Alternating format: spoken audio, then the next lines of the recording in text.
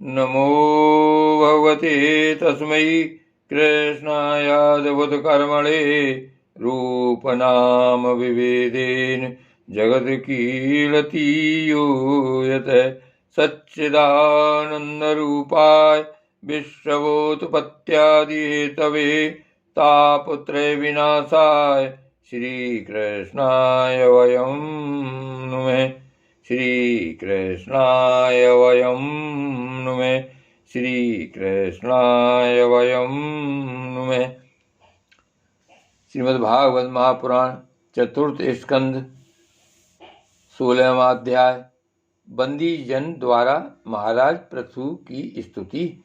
श्री मैत्री जी कहते हैं, महाराज पृथु ने जब इस प्रकार कहा तब उनके वचनामृत का आस्वादन करके सूत आदि गायक लोग बड़े प्रसन्न हुए। फिर वे मुनियों की प्रेरणा से उनकी इस प्रकार स्तुति करने लगे। आप साक्षात देव प्रवर श्री नारायण ही हैं, जो अपनी माया से अवतीर्ण हुए हैं। हम आपकी महिमा का वर्णन करने में समर्थ नहीं हैं। आपने जन्म तो राजा बेन के मृतक शरीर से लिया है, किंतु आपके पौरुषों का वर्णन करने में साक्षात ब्रह्मादि की बुद्धि भी चकरा जाती है।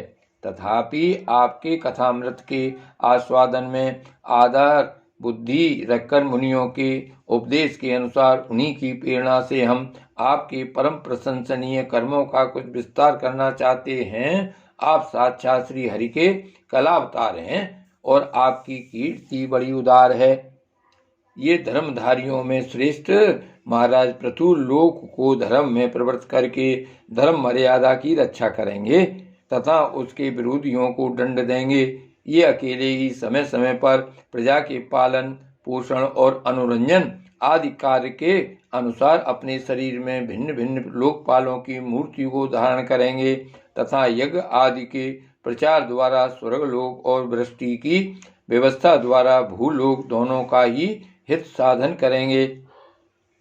ये सूर्य के समान अलौकिक महिमान्वित प्रतापवान और समदर्शी होंगे। जिस प्रकार सूर्य देवता 8 महीने तपते रहकर जल खींचते हैं और वर्षा ऋतु में उसे ओढ़ेल देते हैं, उसी प्रकार ये कर आदि के द्वारा कभी धन संचय करेंगे और कभी उसका प्रजा के हित के लिए व्यय कर डालेंगे। ये बड़े दयालु होंगे। यदि कभी कोई दीन पुरुष इनके मस्तक पर पैर भी रख देगा तो भी ये पृथ्वी के समान उसके इस अनुचित व्यवहार को सदा सहन करेंगे।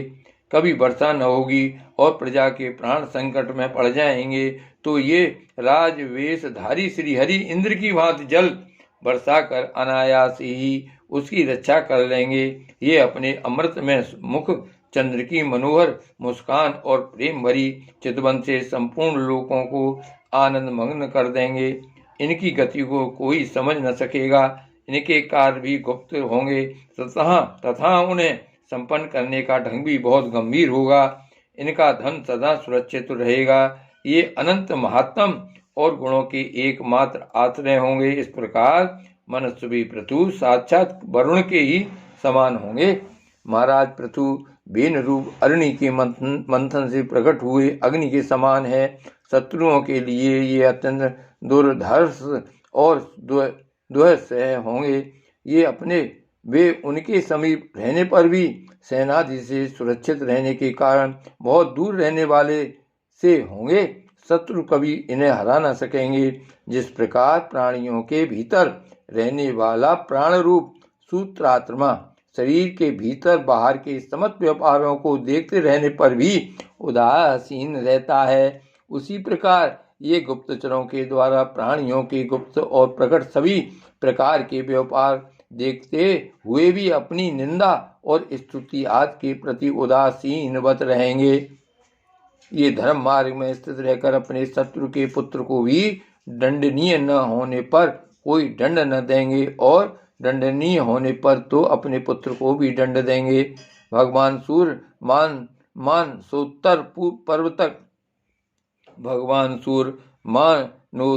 मानसोत्तर पर्वत तक जितने प्रदेश को अपनी किरणों से प्रकाशित करते हैं, उस संपूर्ण क्षेत्र में इनका निष्कंटक राज हो रहेगा। ये अपने कार्यों से सब लोगों को सुख पहुंचावेंगे उनका रंजन करेंगे। इससे उन मनोरंजनात्मक व्यापारों के कारण प्रजा इन्हें राजा कहेगी।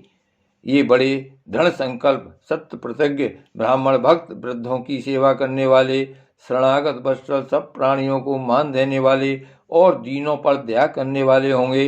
ये पर स्त्री में माता के समान भक्ति रखेंगे, पत्नी को अपने आदि अंग के समान मानेंगे, प्रजा पर पिता के समान प्रेम करेंगे और ब्रह्मवादियों के सेवक होंगे। दूसरे प्राणी इन्हें उतना ही चाहेंगे जितना अपने शरीर को। ये सुहृदों के आनंद को बढ़ाएंगे। ये सर्वदा वैराग्यवान पुरुषों से विशेष प्रेम करेंगे और दुष्टों को दंडपाण यमराज के समान सदा दंड देने के लिए उद्धत रहेंगे।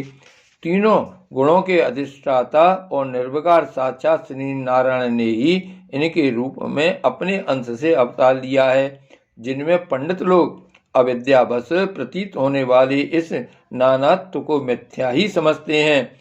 ये अद्वितीय वीर और एक छत्र राजा होकर अकेले ही उदयाचल परंत समस्त भूमंडल की रक्षा करेंगे तथा अपने जयशील रथ पर चढ़कर धनुष हाथ में लिए सूर्य के समान सर्वत्र प्रदक्षिणा करेंगे।